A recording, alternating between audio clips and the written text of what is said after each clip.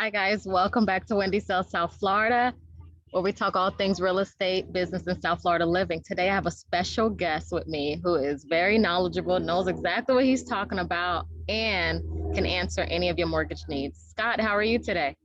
I'm doing good. How you doing, Wendy?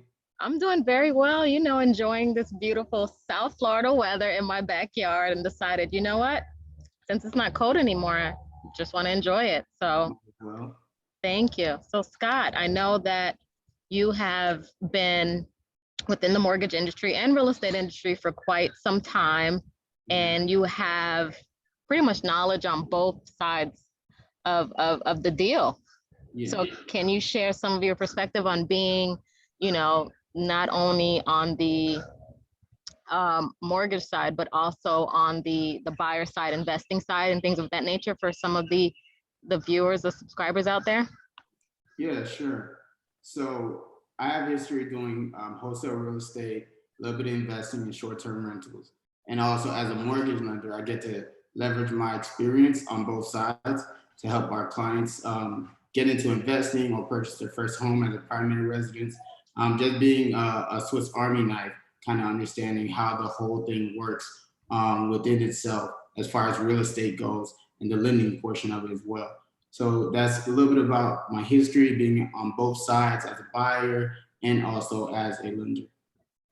Awesome. See, that's pretty awesome. So you're definitely knowledgeable and have that experience and can definitely help a lot of people out there that have those questions regarding, you know, either become an investor or either looking to purchase their first home.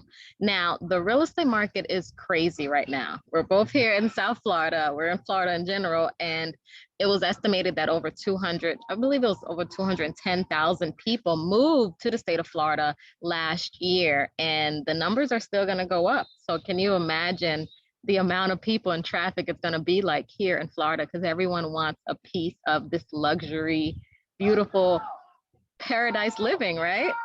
Yeah. So for all the first time, my backyard, I know you guys hear a lot of screaming and stuff. It's literally facing the Boynton Beach Park and Recreational Center. So there is a soccer game going on, just so you guys know. But definitely. So what advice do you have for first time home buyers right now that are, starting to give up because they're competing against these, buyers that are willing to pay cash and over $50,000 over asking or even 20,000 over the appraised value? What advice do you have for them? So it's a crazy market, first of all, right? Mm-hmm. And we're all experiencing it, we're all feeling it. But I tell them don't give up. And one of the main reasons why is the alternative is to rent. And I don't know about everywhere in the country, but in Palm Beach County, where I'm stationed at, the rental market has skyrocketed 36% in a year's time. So the rental rates are so high. I get clients all the time that were actually looking to rent and buying was never on their radar at all. And then now they're being pushed to purchase, which is kind of a great thing happening for bad reasons, right? Yeah. But now we're getting clients who are buying their first properties. They're seeing equity build up of market appreciation almost right away within the first few months, and they're calling me back and they're saying, Scott, that was the best thing I've ever did. So for all of the buyers out there who are struggling to find a home that they want or they're getting outbid by investors, quit because once you get your opportunity and you buy your first home, you'll see all the benefits of having a home. So just stay out there. Absolutely. No, I think that's great because, I got a call from one of my out of state buyers from New York. And, I was looking and searching for a home for him and found a couple of great things for him. But then, his friends decide to tell him, oh, just wait until the market crash. So, we're starting to hear, oh, wait until the market crash, wait until the market crash. But guys, okay, yeah, we don't have we're not psychics to know when the market's going to actually crash, but I don't foresee that happening really anytime soon based off of my personal opinion. What are your thoughts on that? So there all the time, there's always these that can predict the market. And honestly, if you say it's going to crash, if the market crashes in 10 years, then that'll make you right, right? So, so that's something to think about. So we don't know when it's going to crash, but history has shown that it will crash. but it may take 20 or 30 years. And if you're hanging on to that, then you'll be right in 20 or 30 years. But in my experience, kind of seeing how the market has been, there's something called affordability index. And that basically just saying how far can your money go for your purchase, right? And if you're buying a home, at one point when the rates were super low, you can buy a home that was 340, 400,000 with 2,000 monthly payment or a 3,000 monthly payment. Now that $2,000 may not go as far. You may be looking at buying a house that's like 280,000 because the rates are going up. So it's one thing to keep in mind as far as the market crashing. First is about how far your money's going to go. Rates are going up. And then in Florida, we're having buyers or investors flooding to South Florida because of our weather, because of opportunity. So with all those extra buyers coming in, there's going to be more people that are still willing to pay price. So I don't know if the market's going to crash in the next 9 months or so, but I wouldn't bank on that. If you're looking to buy, I think you should jump in right now where it's at and buy. If you win or lose, great. Real estate, you almost can't lose. And then when the market does crash, you might be in the perfect position to buy up all the other properties, just like the investors did in 2020, 2021, and then, in the previous recession in 2008. So you may be right on time. Absolutely. I totally agree with everything you just said, for sure. And, the advice that I gave to that buyer is that, of course, your friends in Miami are telling you not to buy right now and to wait. But the longer you wait, what I'm seeing based off of my research and reading and everything like that is that the prices are steadily going up right now, and I think the numbers were probably one of the articles. I don't remember the source, but they mentioned that, prices the increase is still going to be in double digits, right. Significantly high. So can you really imagine waiting to purchase a home? The longer you wait, the prices are steadily going up.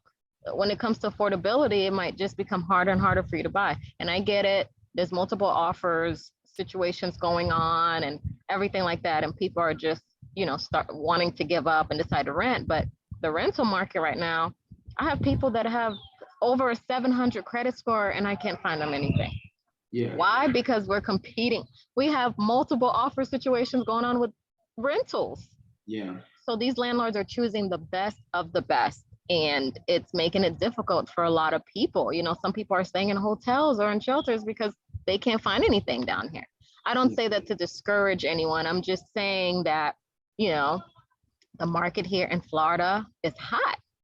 So, I want a piece of the pie. So of course I'm going to buy something, whatever I can find. I'm still going to have to go to the multiple offer situation, but that's where if you have a knowledgeable and aggressive agent that's willing to go above and beyond for you, you're in safe hands. Like yours truly. I know that, thank you. There's been multiple offer situations and bids that I was able to get the offers accepted. And a lot of my customers were very happy with that, not only that exceptional service I provided, but the fact that I was aggressive and knew which direction to take. Now, that leads me to my next question, Scott, when it comes to local lenders versus, the big names or the out-of-state ones when offers are getting, submitted. What are your thoughts on local lenders versus, the big names or the small moms and pops or. So my thoughts on it. So there's differences in all lending. Every company has things that they're looking for as far as lending. But what I've noticed with local lenders, not the big banks, not the Wells Fargo, the TD banks and stuff, those are they're looking for cookie cutter clients, people who have the 800 credit scores, they have, more than 20% to put down, the easiest files that they can finally find, right? Those banks aren't really mortgage companies. So local lenders, we're actually mortgage companies. So we get our clients where they do have some issues qualifying for a mortgage. Maybe they don't have the right documentation, and we can guide them to getting those things set up properly for them. And that allows them to get a qualified mortgage, which is just traditional financing, where if they go to a big bank, they probably won't get that assistance, they'll just get denied. One of the things that I like to do is I don't like to deny any of my clients. You may not be ready to buy right now, and that's understandable. But I won't just deny you. I'll let you know what you have to do in order to be ready to buy. And then also give you a timeline in which you will be ready to buy if you do X, Y, and Z. Where if you go to a big bank, they'll just tell you, hey, look, the requirements, and then they just deny you. And now if that was the first step and your only step, you may think that you can't buy a home. And that's far from the truth a lot of times. That is so true. Like, I have worked with you in the past, and I thank you because you and your company represents, being responsive and answering the calls and the questions that, anyone that I have worked with, that worked with you, were actually happy with your services because of how knowledgeable you are. And you're young. How old are you? You're a young tenderoni. How old are you? No, How old? that's in between. It's there. Well, you're younger than me, but 30 is the new 20, 21. Exactly. So, I commend you for all your hardworking efforts, because especially right now, it's probably stressful for all of you, with so many people trying to get, pre-approved right now. Everybody wants to buy. Obviously, there's some people that decided to wait on it, like we mentioned before, but it's crazy. And I feel like it's probably going to continue to get crazy unless something drastic happens and everybody fall back and get scared and everything like that, which can happen. But, of course, me being an agent, I just want to direct, my customers in any right directions that may benefit them, not only right now, but also in the future. So that's just my take on it. Everybody wants a commission check, but I'm in the business of building relationships and doing the best, what's in their best interest, Yeah. This week. Yeah, go ahead. So I like that you said relationships, especially with you early on. I started to build a relationship with you, and that kind of manifested, and now we've closed several times together. And that's always been my goal, to work with great people, nice people, and build relationships so we can have a lasting working relationship, right? I wasn't looking for people who just, one opportunity and they just come by and they don't care about their clients, don't care about how we treat them, and they didn't value what I did, right? And then when working with you, you had all the right qualities. You cared about your clients. You made sure that their lenders are doing what they're supposed to do. And it was easy for you because I was doing a great job, of course, but it's things like that we look for when we're looking to build relationships. When I have a client that may come to me, I know a realtor, I'll obviously be looking towards great realtors like yourself to handle their files. And likewise, when you have great clients and they need some lending, you're gonna look towards a great lender like myself, pat on my back. Absolutely. And I think that's what makes the situation so much more smoother, especially when it can be a challenging file. When you have two people that's working as a team to help that client get that home that they're looking to win over. So I think that's always a great thing. Awesome. Now, I know that, and thank you for all that you do, for sure. So I appreciate that. Now, I do have a question. There's this whole misconception out there about needing to put down 20% down to purchase and everything like that. There's 20%, 3%, 10%, 3.5%. Can you explain that breakdown? Because I know a lot of my subscribers have those questions. Okay, so in lending, right, there's different types of purchases. So depending on the type of purchase, that the down payments may adjust. So most people are buying their first home, their primary residence, the home that they're looking to live in for the next 5 to 10 years, or maybe even 30 years. Although people don't do it like that anymore, people are typically buying and then they're moving. But typically what I see in the market is people are putting down 3.5% with the first time home buyer program, which is just an FHA loan, is geared towards first time home buyers. That allows you to buy a home with a lower down payment, more debt on your credit report, and lower credit score, right? Like a 580 credit score, like the minimum for a 3.5% down, and if it's a 570, you'll put 10% down, right? And then conventional loans, depending on what your income is in the area, if it's lower than the area median income, may get away with putting down 3%, which is even lower than the first time homebuyers program, right? The FHA loan. And but typically you'll be putting down about 5% down as a conventional loan for your primary residence. Now, when we get into like 20%, these are for investors. So if you're looking to invest, 20% down makes sense. 25% down makes sense. But if you're looking for a home for you to live in, typically you're going to be putting that around 3.5% down or 5% down, oftentimes.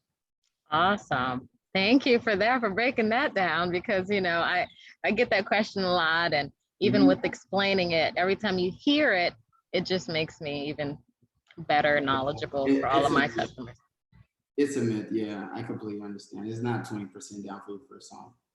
Gotcha. Now, I know I have a question regarding travel assignments and travel nurses. I know from my past experiences, it can be, you know, it could be challenging for you guys at times. Like, what exactly is the process for that? Because I have sisters and a brother-in-law that are travel nurses. And initially, while trying to get them approved, it was, you know, easier for one over the other, because one, my sister and her significant other, they both just started the travel assignment, but they've been in the healthcare as nurses for plenty of years, but it was difficult.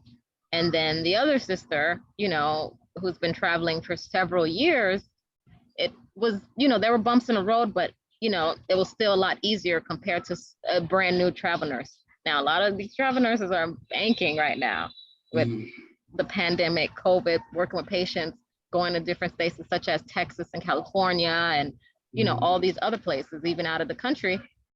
And when they get all that money, they want to come back home and purchase their home, because what are they going to do with all this money but, you know, invest in real estate? So can you just explain or give a brief explanation of why it's difficult for travel nurses at times to get approved? Yeah, so first of all, when working with travel nurses, you have to have the experience working with them and being able to understand their scenario. That's very important in lending, especially with a booming market that's kind of new. Although travel nursing has been around, it's booming even more than it's ever been. And oftentimes the banks look at it like it may be a risk because they don't know how long the traveling will last, especially for a new travel nurse. Now, a travel nurse with many years of experience, they have a track record of doing it. So it's typically easier to qualify their income. But when it's a new travel nurse, the banks have to understand how this is going to continue for you, and you have to have some history that they can bank on or trust that you'll be able to continue that in order to purchase. So in this new market of travel nurses who are making tons of money, I would say stick with the same company typically, because the banks don't want to see you jumping all around and then having large gaps in between your times of purchase, your times of assignments. So if you're a travel nurse, you're a new travel nurse, or within your first year, or you've completed your first year, try to have a consistent work history over that time while you're trying to buy, because that's going to be one of the things that matter a lot. And then also get with a lender who has experience with dealing with travel nurses, because that's going to make your situation much more easier because they've been through that process before. Nice. This is getting good because I am learning a lot. Obviously, some of these things I do know based off of my experience, but no, the way you break it down and explain it just makes it so much easier for, you know, the subscribers to understand and to know what their plans are to execute and which direction they plan on going. That actually, you stated something about like gaps of employment. That brings me back to my next question. Now, you know, I've had some people that have asked me in the past, you know, if I went ahead and I quit my job right now, obviously we know what's going on with the Great Resignation. If I go ahead and resign from my job right now and I want to purchase a home, or if I have gaps of employment, you know, how long do I have to stay at a job before I can get approved? You So, know, so when it comes to gaps of employment, the main thing that a bank is looking for is they're looking for consistency, and hmm typically 2 years of work history. That doesn't mean that you've had to work at one job for 2 years, and that's a question I get a lot of times. That just means that you had to have been working for the past 2 years, and preferably in the same industry. But if you change industries, that's not an issue. When there is gaps of employment, what we're looking for as lenders, we're looking for people who've had short gaps of employment. And if you had longer gaps of employment, we just need to understand why you had the gaps of employment. Because by understanding, we can see is their work history or their income going to continue since that gap of employment. And that's really what we're looking for whenever we're looking to qualify somebody. Do you have 2 years of work history? Super important. And if you did have a gap, how long was it? And after the gap, are you back in your industry? What does it look like for you to continue working over the next few years if you're taking on a 30-year fixed mortgage? gotcha. Nice. Awesome. Okay, great. That is pretty helpful. And I know a lot of my subscribers had those questions, and some people who I've worked with also had that question.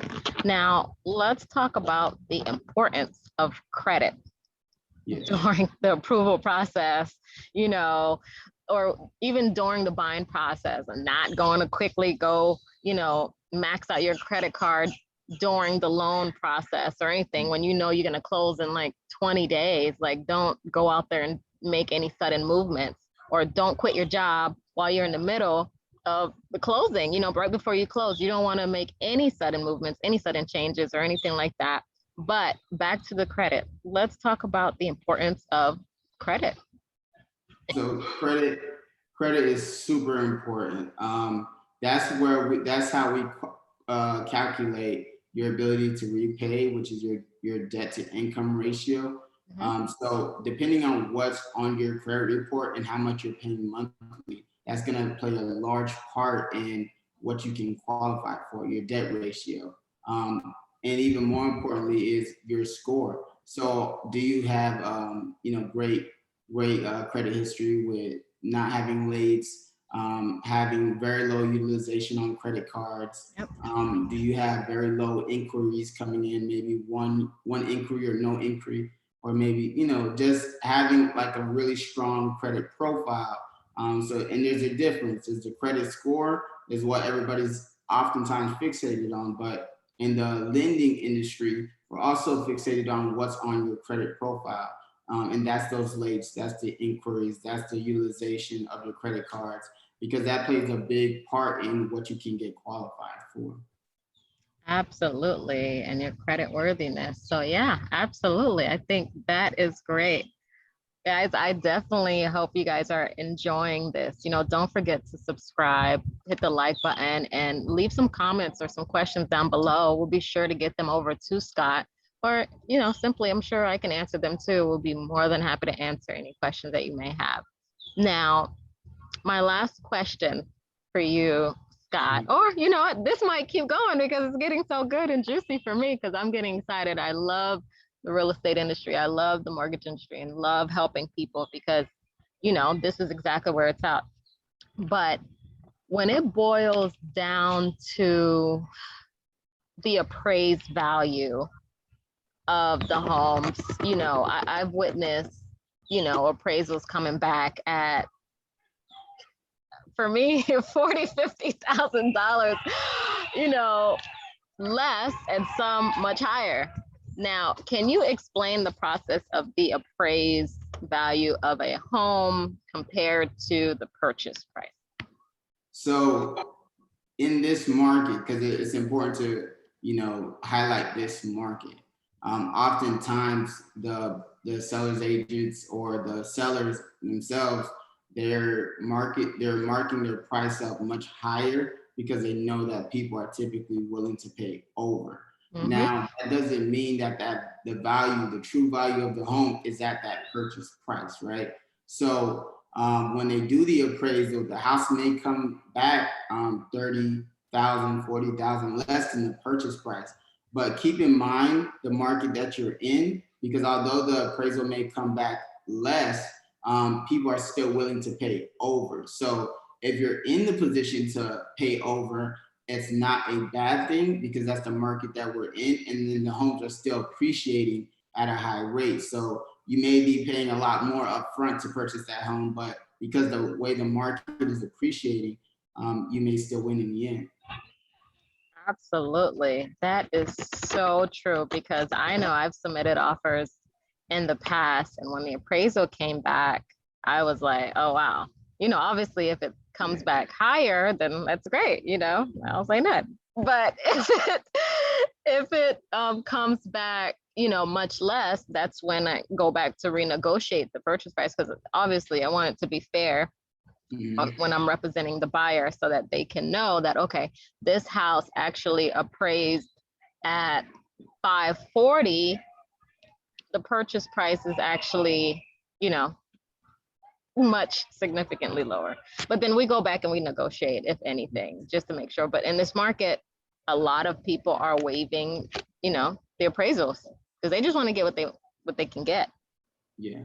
Moving here. But no, I definitely thank you for spending some time here, obviously, while I'm enjoying outside the outdoors. And the hustle doesn't stop. I still work every single day, because that's how crazy the market is. And because, I'm in the real estate industry, I work my own hours, and I like to stay consistent, because consistency is key.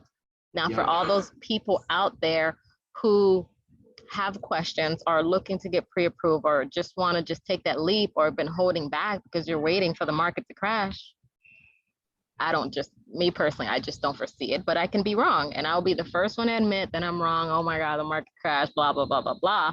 I'll admit it, but I just, my advice would be, don't wait, see what's out there. There's something out there for everyone, and just keep pushing. And, we have people like Scott Souffrant.